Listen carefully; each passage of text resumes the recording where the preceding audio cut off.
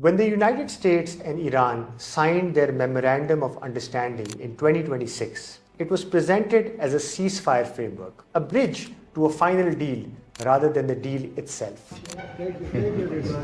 Great job. Bravo. But in international law, what a document is called matters less than what it says. The MoU uses the language of obligation throughout. The parties undertake, commit, and agree.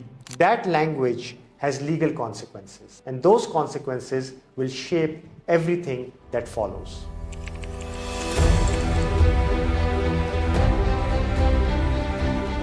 The most immediate question is whether both sides are actually required to negotiate seriously towards a final deal, or whether one party could sign and stall. The MoU's own opening clause answers part of this. The parties state that they have agreed in good faith, importing that obligation expressly into the text. Under customary international law, confirmed in decisions of the International Court of Justice, states that enter into agreements of this kind are expected to engage genuinely in the negotiations, not merely to appear at the table. Then there is the money. Paragraph 6 commits the United States and unnamed regional partners to a reconstruction fund of at least $300 billion for Iran's recovery. That figure is extraordinary, but the legal framing around it is just as significant as the number itself. The MoU calls this reconstruction and economic development assistance. It does not call it reparations. That choice of word seems to be deliberate. Reparations in international law flow from admitted wrongdoing.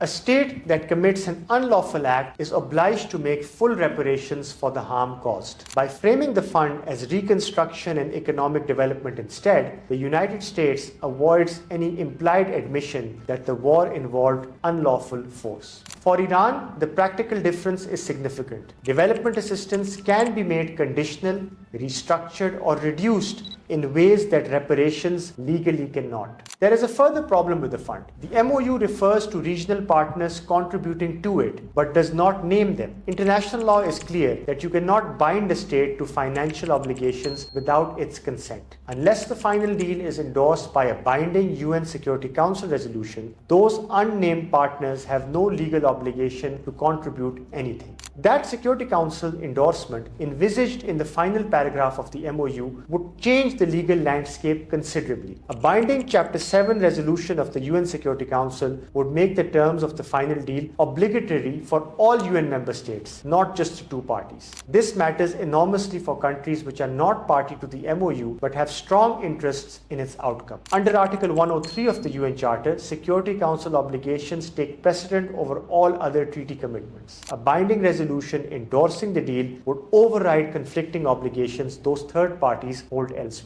The MoU is a beginning, not an ending, but the beginnings in international law carry weight. The obligations it creates, the framing it establishes, and the legal architecture it sets in motion will constrain what is possible in the 60 days of negotiations now underway and long after.